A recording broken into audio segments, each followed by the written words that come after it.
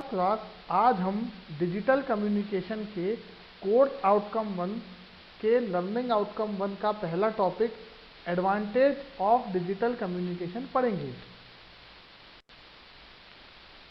Advantage of digital communication पढ़ने से पूर्व या उससे पहले हमको डिजिटल कम्युनिकेशन से रूबरू होना है, उसके बेसिक ब्लॉक डायग्राम को समझना है कि कैसे डेटा प्रोसेसिंग होती है, कैसे डिजिटल कम्युनिकेशन होता है। तो यहाँ पर देखिए आपको 8 ब्लॉक दिख रहे होंगे। चैनल से ऊपर वाले सारे के सारे ट्रांसमीटर एंड के ब्लॉक हैं और चैनल से नीचे वाले सारे के सारे रिसीवर एंड के ब्लॉक हैं।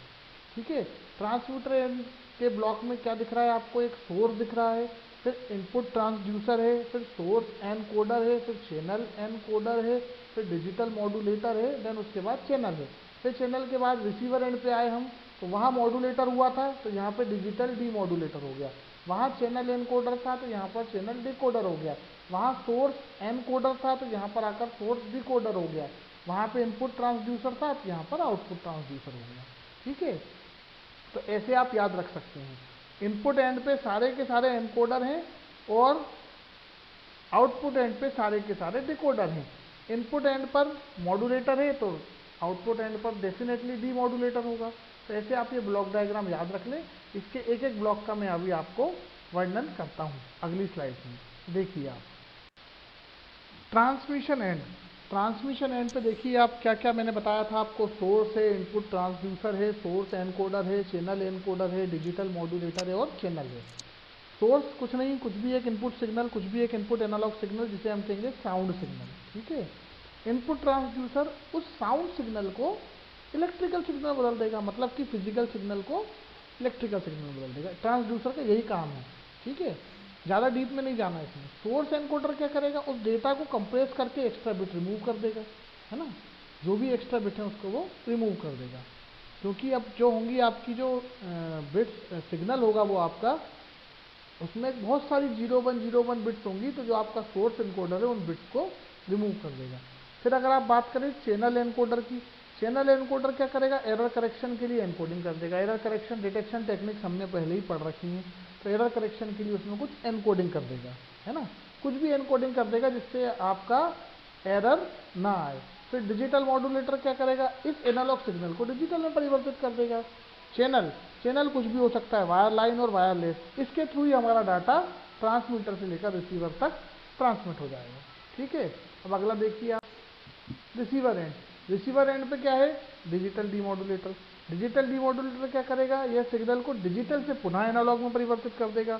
फिर चैनल डिकोडर आएगा, वो क्या करेगा? बाइनरी बिट्स को ऐड कर देगा। ठीक है, सोर्स डिकोडर क्या करेगा? सैम्पलिंग और क्वांटाइजेशन करके आउटपुट को पुनः रिक्रिएट कर देगा।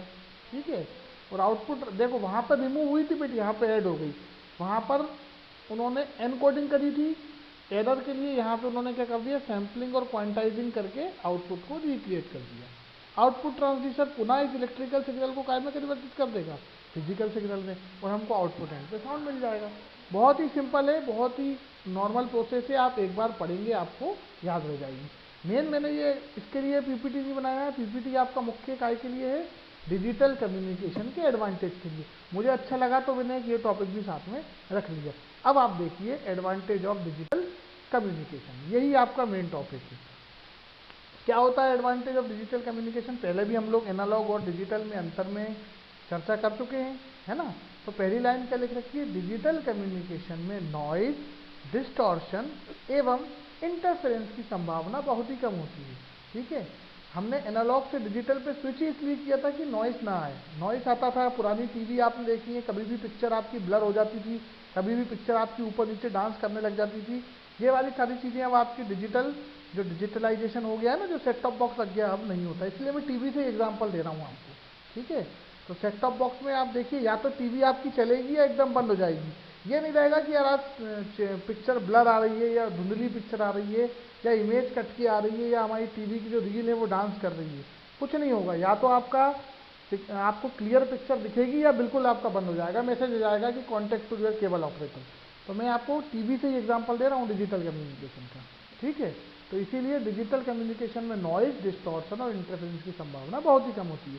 इंटरफेरेंस से मैं आपको याद दिला दूं, पहले याद करो कोई भी डिस्क कैच कर लेता था, कहीं से भी तार काटा और अपने घर में कैच कर ली, लेकिन अब डिजिटल में ये पॉसिबल नहीं है। दूसरा क्या लिख रखा है, डिजिटल सर्किट अधिक रिलायबल होते हैं, वो तो है ही, डिजिटल सर्किट में पावर कम लगती है तो अधिक रिलायबल होते हैं। डिजिटल सर्किट एनालॉग सर्किट की तुलना में आसानी से बनाए जा सकते हैं, तुलना में आसानी से बना सकते हैं, ऐसा नहीं है कि हर कोई बना लेगा। मतलब अगर आप एनालॉग सर्किट बनाओगे किसी चीज़ का और किसी चीज़ का डिजिटल सर्किट बनाओगे तो डिजिटल सर्किट एनालॉग की तुलना में आसानी से बन जाएगा। ये मत समझना कि आसानी से बन सकता है तो कोई भी बना सकता है, एनालॉग की तुलना में आसानी से बनता है, सर्किट तो दोनों ही टफ होते हैं। ठीक, आगे क्या लिख रखा है, क्रॉस टॉक बहुत ही कम होती है। क्रॉस टॉक वही होता है डेटा का ओवरलैपिंग। याद करो आपके घर में पुराने समय बीएसएनएल के फ़ोन लगे होते थे तो कभी कभी क्रॉस टॉक हो जाती थी, आप दूसरे की बात सुन लेते थे, है ना। इसमें नहीं होता मोबाइल में कि आप दूसरे की बात सुन लोगे, है ना। तो यही होता है क्रॉस टॉक। तो इसमें क्रॉस टॉक की संभावना बहुत कम होती है ना के बराबर होती है। ठीक है, अब आगे देखिए आप, डिजिटल कम्युनिकेशन में एरर का पता लगाना एवं उसे सही करना काफ़ी आसान होता है। क्यों आसान होता है, क्योंकि 0 1 0 1 में बात करते हैं। अगर मैंने 0 भेजा है 1 हो गया तो समझ जाऊंगा एरर है, अगर मैंने 1 भेजा है 1 का 0 हो गया तो मैं समझ जाऊंगा एरर है।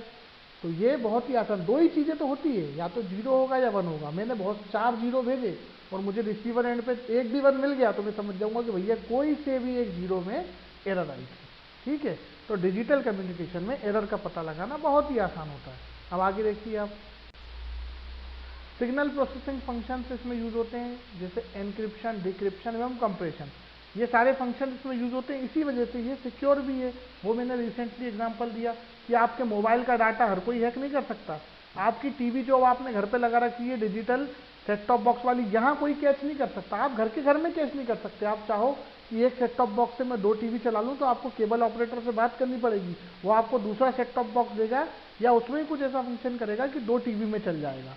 आप, लेकिन पहले क्या होता था, डिस्क का केबल अगर पड़ोसी के यहाँ से जा रहा होता था तो हम लोग उसको काट कर उसमें से डेटा को हैक कर सकते थे या फिर हम डिस्क को चोरी कर लेते थे। अब नहीं हो पाता। टीडीएम होती है इसमें, सबको पता है कि भैया डिजिटल में तो टाइम डिवीजन मल्टीप्लेक्सिंग होती है, लेकिन एनालॉग में क्या होती थी, एफडीएम। इसीलिए टीडीएम एफडीएम के मुकाबले में बहुत आसान है। ठीक है, फिर क्या लिख रखा है, डिजिटल कम्युनिकेशन में चैनल कैपेसिटी का बहुत अच्छी तरीके से उपयोग किया जाता है। ये हायर क्लास में समझेंगे आप, तो याद रख लें कि अगर चैनल दिया हुआ है मतलब एक बैंडविड्थ दी हुई है, उसका डिजिटल में ज़्यादा अच्छे से उपयोग होता है एनालॉग की तुलना में। ठीक है, तो ये एक तरीके से कंपेरिजन भी हो गया और इसकी एडवांटेजेस भी हो गई। ठीक है, थैंक यू। कोई भी डाउट हो तो आप मुझसे पूछ सकते हैं। Thank you.